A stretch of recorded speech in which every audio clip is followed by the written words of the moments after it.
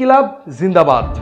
ঢাকা কিংবা দিল্লি, যেখানেই মজলুম, যেখানেই অধিকার থেকে বঞ্চিত রাখার চেষ্টা, সেখানেই উচ্চারিত হয় এই স্লোগান। মাত্র দুটি শব্দ, অথচ এই দুই শব্দ শতাব্দী ধরে দক্ষিণ এশিয়ার শাসকদের বুকে কাঁপন ধরিয়েছে। রাজপথের মিছিলে, অধিকার আদায়ের লড়াইয়ে কিংবা যে কোনো অন্যায়ের বিরুদ্ধে গর্জে ওঠার মুহূর্তে এই একটি স্লোগান যেন বুকের ভেতরের অবরুদ্ধ ক্ষোভকে আগ্নেয়গিরির মতো বিস্ফোরিত করে তোলে। কিন্তু আপনি কি জানেন রক্তে আগুন জ্বালানো এই ঐতিহাসিক স্লোগানটির জন্ম কিভাবে?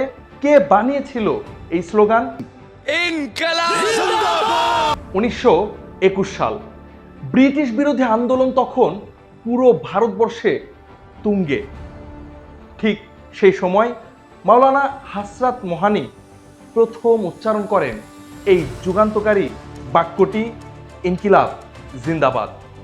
আরবি ইনকিলাব, যার অর্থ বিপ্লব, এবং ফার্সি, উর্দু ফার্সির শব্দযুগলে তৈরি জিন্দাবাদ, যার অর্থ দীর্ঘজীবী হোক। এই দুই ভাষার দুর্দান্ত মেলবন্ধনে তিনি তৈরি করেন এই স্লোগান। মাওলানা হাসরাত মোহানির জন্ম হয় 1875 সালে উত্তরপ্রদেশের উন্নাও জেলার মোহান গ্রামে। আর তার প্রকৃত নাম ছিল ফজলুল হাসান। হাসরত ছিল তার কাব্য নাম, আর মোহানি শব্দটি এসেছে তার জন্মস্থান থেকে। তিনি শুধু কবি বা রাজনীতিবিদ ছিলেন না, তিনি ছিলেন একাধারে শ্রমিক নেতা এবং ভারতীয় কমিউনিস্ট পার্টির প্রতিষ্ঠাতা সদস্যদের একজন। ভারতীয় ইতিহাসবিদ ইরফান হাবিবের বরাত দিয়ে জানা যায় 1921 সালে এই উর্দু কবি ও নেতা প্রথম এই স্লোগানের প্রচলন করে। তবে স্লোগানটি সৃষ্টির পর প্রথম দিকে তা কেবল সভা সমাবেশের বক্তব্যের মধ্যেই সীমাবদ্ধ ছিল। এটি রাজপথের মূল মন্ত্রে পরিণত হয় আরও 8 বছর পর। 1929 সালের 8 এপ্রিল দিল্লির সেন্ট্রাল অ্যাসেম্বলিতে ব্রিটিশ সরকারের অন্যায় আইনের বিরুদ্ধে প্রতিবাদ জানিয়ে বোমা নিক্ষেপ করেন দুই তরুণ বিপ্লবী, ভগৎ সিং এবং বটুকেশ্বর দত্ত।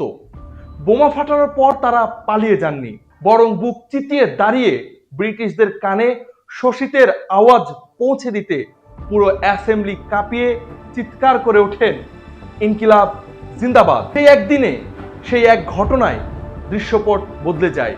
ভগৎ সিং ও তার সঙ্গীদের আত্মত্যাগ এবং ওই ঐতিহাসিক উচ্চারণের পর ইনকিলাব জিন্দাবাদ রাতারাতি ভারতবর্ষের প্রতিটি তরুণ ও বিপ্লবীর হৃদয়ে জায়গা করে নেয়। এটি রূপ নেয় ব্রিটিশ বিরোধী আন্দোলনের প্রধান হাতিয়ারে। সময় গড়িয়েছে, মানচিত্র বদলেছে, ব্রিটিশরা ছেড়েছে এই উপমহাদেশ, কিন্তু ইনকিলাব জিন্দাবাদের ধার কমেনি এতটুকুও। এই স্লোগান কোনো একটি নির্দিষ্ট দল, কোনো একটি দেশ বা ধর্মের গণ্ডিতে আটকে থাকেনি। যখনই কোথাও ক্ষমতার দাপটে সাধারণ মানুষের কণ্ঠ রুদ্ধ করার চেষ্টা করা হয়েছে, যখনই মজলুম তার অধিকারের জন্য রাজপথে নেমেছে, তখনই শক্তি হয়ে দাঁড়িয়েছে এই একটি বাক্য। হোক সে বাংলাদেশের হাসিনা কিংবা ভারতের মোদি, ইনকিলাব জিন্দাবাদ ধ্বনিত হয়েছে দারাজ কণ্ঠে, শক্তি ও সাহসের প্রতীক হয়ে। হাসরত মোহানির ইখলাসের জন্য হোক কিংবা ভগৎ সিংদের ত্যাগের জন্য, এই স্লোগানটি চিরকাল অমর হয়ে থাকবে মুক্তিকামী, স্বাধীনতাকামী মানুষদের জবানে, অন্তরে, ইনশাআল্লাহ। ইনকিলাব জিন্দাবাদ।